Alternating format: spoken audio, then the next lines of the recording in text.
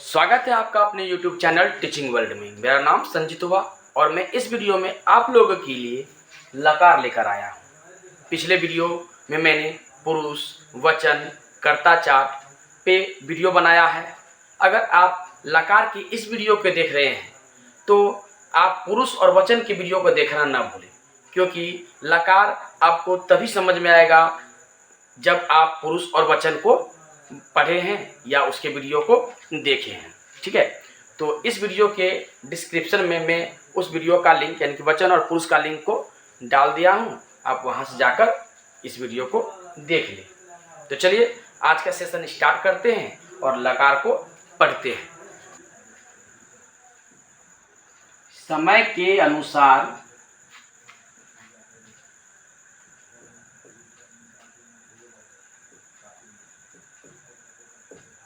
क्रिया में परिवर्तन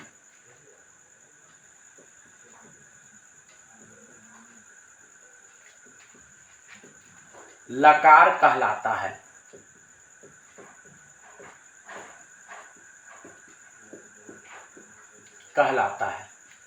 ये लकार का परिभाषा है। समय के अनुसार क्रिया में परिवर्तन यानी कि वर्ब में परिवर्तन है ना, लकार कहलाता है। लकार को हिंदी में हम लोग क्या कहते हैं? काल कहते हैं। आप लोग जानते हैं हिंदी में कि काल के बारे में, है ना। वर्तमान काल, भूतकाल और भविष्यत काल, ये तीन प्रकार का काल होता है। तो संस्कृत में इस काल को हम लोग किस नाम से जानते हैं? लकार के नाम से जानते हैं।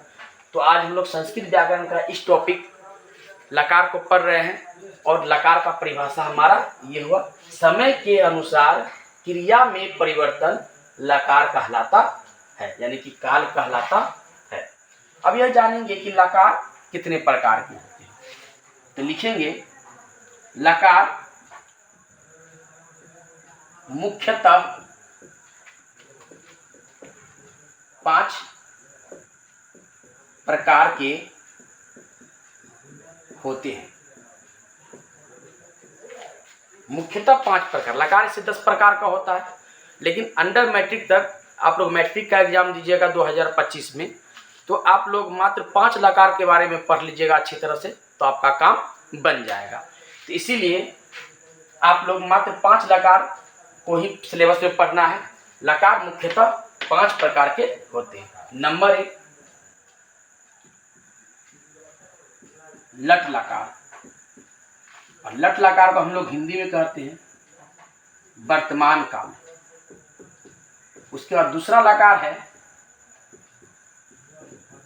लंग लकार, और लंग लकार को हम लोग हिंदी में कहते हैं भूतकाल। तीसरा लकार हम लोगों को पढ़ना है लिट लकार, और लिट लकार को हम लोग हिंदी में कहते हैं भविष्यत काल। चौथा लकार हम लोगों को पढ़ना है लोट लकार। लोट लकार में आज्ञा, अनुज्ञा सूचक ये कहलाता है लोट लकार। और 5वां लकार हम लोग पढ़ेंगे विधिलिंग लकार। विधिलिंग लकार, ये विधिलिंग लकार का जो प्रयोग होता है वह चाहिए में होता है, चाहिए के अर्थ में होता है। तो इस प्रकार से ये 5 मुख्य लकार हम लोगों को पढ़ना है। अगर ये 5 मुख्य लकार के कॉन्सेप्ट को समझ जाएंगे, सूत्रों को अगर पढ़ लेंगे, तो इस पर अनुवाद कार्य के अलावा आप अपठित गद्यांश को आसानी से पढ़कर उसको समझ सकते हैं, पत्र लेखन लिख सकते हैं। ठीक है, संस्कृत को भली भांति आप समझ के उसका अर्थ को जान सकते हैं। तो चलिए हम लोग ये 5 लकार को एक एक करके पढ़ेंगे। तो आज के इस वीडियो में मैं आप लोगों को लट लकार पढ़ाऊंगा और लट लकार के आधार पर जो अनुवाद बनेंगे उस अनुवाद को भी करवाऊंगा। तो चलिए हम लोग स्टार्ट करते हैं लट लकार।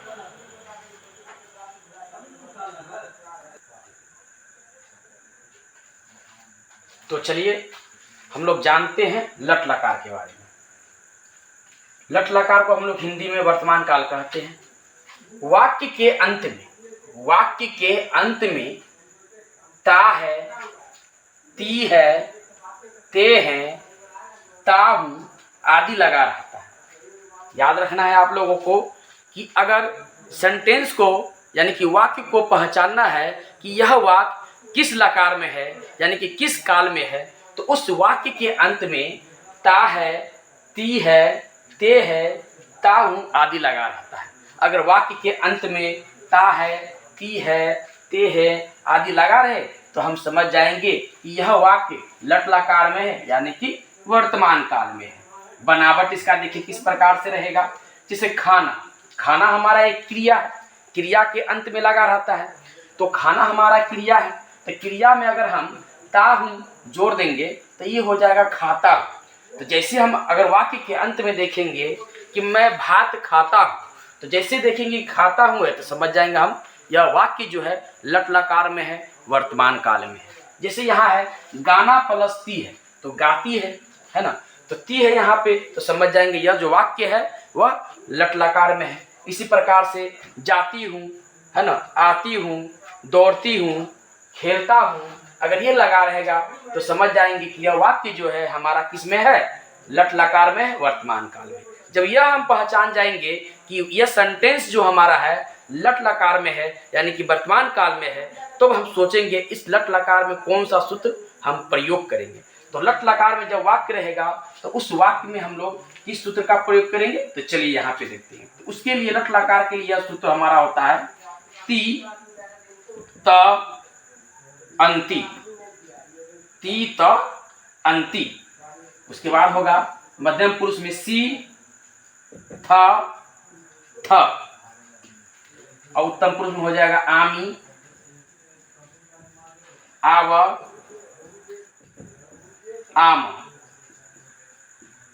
ठीक है, यानी कि कर्ता, वाक्य में कर्ता अगर प्रथम पुरुष के एक वचन में रहेगा तो हम ती का प्रयोग करेंगे, मध्यम पुरुष के एक वचन में रहेगा तो सी का प्रयोग करेंगे, और उत्तम पुरुष के एक वचन में रहेगा तो आमी का प्रयोग करेंगे। उसी प्रकार से अगर द्विवचन प्रथम पुरुष का द्विवचन में रहेगा तो त हो जाएगा, मध्यम पुरुष के द्विवचन में रहेगा तो थ हो जाएगा, उत्तम पुरुष के द्विवचन में रहेगा तो आ हो जाएगा, उत्तम पुरुष के प्रथम पुरुष के बहुवचन में रहेगा तो अंति हो जाएगा, मध्यम पुरुष के बहुवचन में रहेगा तो थ हो जाएगा, और उत्तम पुरुष के बहुवचन में रहेगा तो आमा हो जाएगा। तो इस प्रकार से लट लकार में कोई भी अगर लट लकार में अगर यह सेंटेंस रहेगा तो इसमें यह सूत्र हम लोग ती त अंति सी थ थ आमी आव आव हम लगाएंगे।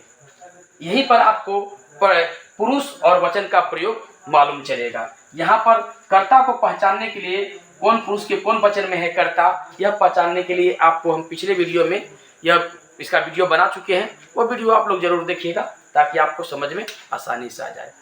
तो चलिए अब इस पर हम लोग अनुवाद कार्य करते हैं, अनुवाद बनाते हैं। जैसे देखिए आप यहाँ पे कि वह घर जाता है, वह घर जाता है, जैसे रहेगा वे दोनों विद्यालय जाते हैं, जैसे रहेगा तुम आम खाते हो, जैसे रहेगा मैं दौड़ता हूं। अब ध्यान देना है यहाँ पे कि इस वाक्य में वह घर जाता है, तो यहाँ पे कर्ता यहाँ पर क्या है, वह है। कर्ता यहाँ पे क्या है, वह है। तो यहाँ कर्ता वह है, तो ये जानना है हम लोगों की वह जो है वह कौन पुरुष के कौन वचन में है, कौन पुरुष के कौन वचन में। तो हम आप लोगों को बताए थे कि जब हम किसी के बारे में कुछ कहेंगे या बोलेंगे उसे हम लोग प्रथम पुरुष कहते हैं। सुनने वाला मध्यम पुरुष होता है, अब बोलने वाला उत्तम पुरुष होता है। जब हम किसी के बारे में बोलेंगे जैसे वह, वे दोनों, वे लोग, तो वो प्रथम पुरुष हो जाएगा। आप सुन रहे हैं तो सुनने वाला मध्यम पुरुष हो जाएगा, जैसे तुम दोनों, तुम लोग, तो तुम दोनों, तुम लोग, ये मध्यम पुरुष हो जाएगा क्योंकि यहाँ पर तुम सुन रहा है ना, इसलिए मध्यम पुरुष हो जाएगा। अब बोलने वाला उत्तम पुरुष हो जाएगा।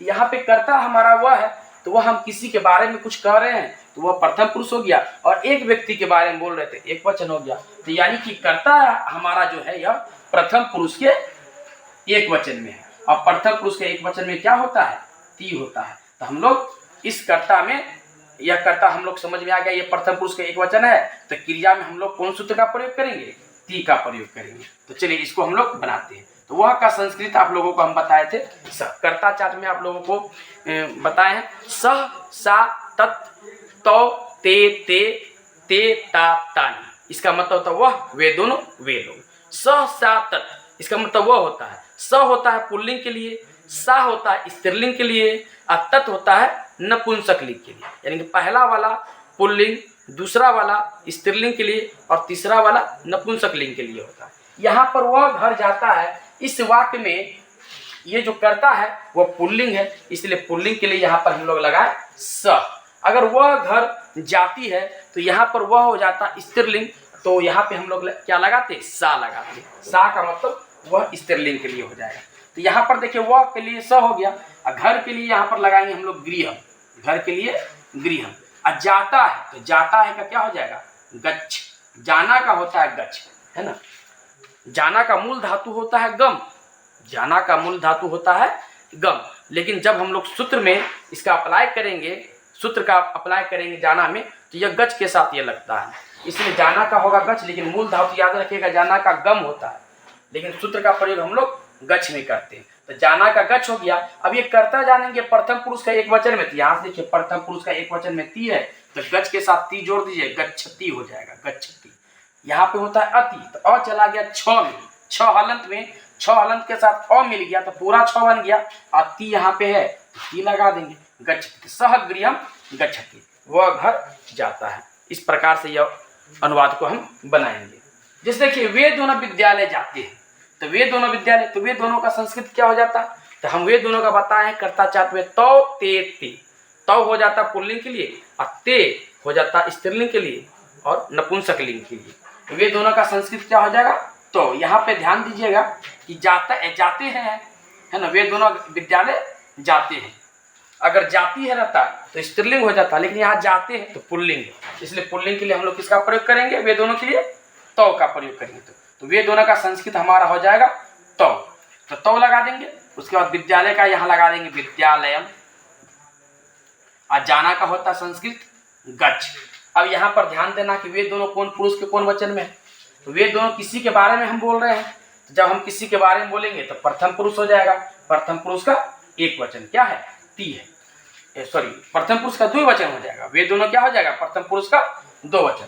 तो प्रथम पुरुष के द्विवचन में क्या है, तो है, तो हम यहाँ गच्छ के साथ तो लगा देंगे, तो ये हमारा हो जाएगा गच्छत। क्या हो जाएगा, गच्छत, है ना। वे दोनों का क्या हो जाएगा, तो विद्यालय का विद्यालय, यहाँ गच्छत, वे तो विद्यालय गच्छत हो जाएगा। उसके बाद है तुम आम खाते हो, तो तुम का संस्कृत क्या हो जाएगा, त्वम हो जाएगा। तुम का संस्कृत क्या हो जाएगा, त्वम। आम का हो जाएगा आम्रम, आम का हो जाएगा आम्रम। और यहाँ पर क्या है, खाते हो, खाते हैं, तो खाना का क्या होगा, खाद होता है, खाना का खाद। खाद का मतलब क्या होता है, खाना, है ना, मूल धातु होता है खाद। अब इसमें सूत्र लगाएंगे, तो यहाँ पकड़ेंगे पहले कि यहाँ कर्ता किस पुरुष के किस वचन में, तो तुम, हम बताए आप लोगों को तुम है यहाँ, तो तुम सुनने वाला है, तो सुनने वाला को हम मध्यम पुरुष कहते हैं। और तुम एक आदमी सुन रहा है, तो एक वचन, यानी कि मध्यम पुरुष का एक वचन हुआ। तो मध्यम पुरुष के एक वचन में क्या है, सी है, तो हम यहाँ पर गच्छ के साथ, सॉरी खाद के साथ सी लगाएंगे, यहाँ हो जाएगा खादसी। खादसी क्या हो जाएगा, यहाँ पे खादसी। असी होता है, लेकिन खाद में द हलंत है, द हलंत के साथ जब अ जाएगा तो पूरा द हो जाएगा, और उसके बाद सी लगा देंगे, तो ये हो जाएगा हमारा खादसी। क्या हो जाएगा, खादसी, ठीक है। उसके बाद है मैं दौड़ता, मैं दौड़ता, देखिए मैं दौड़ता हूँ, इसका अनुवाद कैसे हम बनाएंगे, मैं का हो जाएगा अहम। मैं का संस्कृत हम आप लोगों को बताएं अहम। मैं अहम अवाम वयम, मैं हम दोनों हम लोग, अहम अवाम वयम, मैं हम दोनों हम लोग होता है। तो मैं का अहम हो गया। अब दौड़ना, तो दौड़ना का होता है धाव, दौड़ना का क्या होता है, धाव। धाव का मतलब होता है दौड़ना। अब इस क्रिया में हम कौन सूत्र लगाएंगे, है ना, तो यहाँ पर पहले पकड़ना पड़ेगा हमें, यहाँ पर कर्ता जो है हमारा मैं है, वह किस पुरुष के किस वचन में है। तो मैं हमारा जो कर्ता है वो मैं, बोलने वाला, बोलने वाला को उत्तम पुरुष कहते हैं। और यहाँ मैं है, यानी कि एक आदमी बोल रहा है, तो उत्तम पुरुष का एक वचन हो जाएगा। उत्तम पुरुष का एक वचन क्या है? आमी है। तो मैं यहाँ उत्तम पुरुष का एक वचन है, तो सूत्र में उत्तम पुरुष का एक वचन में क्या है? आमी है। तो हम क्रिया में क्या करेंगे? आमी जोड़ देंगे। तो धाव में आमी जब जोड़ेंगे तो धवामी हो जाएगा। क्या हो जाएगा? धवामी। अहम धवामी, है ना। तो इस प्रकार से हम संस्कृत का अनुवाद कार्य करते हैं। हिंदी से क्या करते हैं? संस्कृत में अनुवाद करते हैं। हम लट लकार में और भी जितने भी अनुवाद होते हैं, इसके लिए एक और वीडियो हम आप लोगों के सामने लेकर आऊँगा। उसमें केवल लट लकार यानी कि ता है, ती है, ते है, ता हूँ, ये सब सेंटेंस के वाक्य रहेंगे और उस पर एक वीडियो हम आप लोगों के लिए और बनाऊंगा, ताकि आप लोगों को अच्छी तरह से लट लकार समझ में आ जाए और लट लकार से अगर एग्जाम में अनुवाद आए तो उसको भी आप आसानी से कर सकें। तो चलिए इस वीडियो में इतना ही, और अगले वीडियो में हम लोग कल मिलते हैं। तब तक के लिए गुड नाइट, धन्यवाद।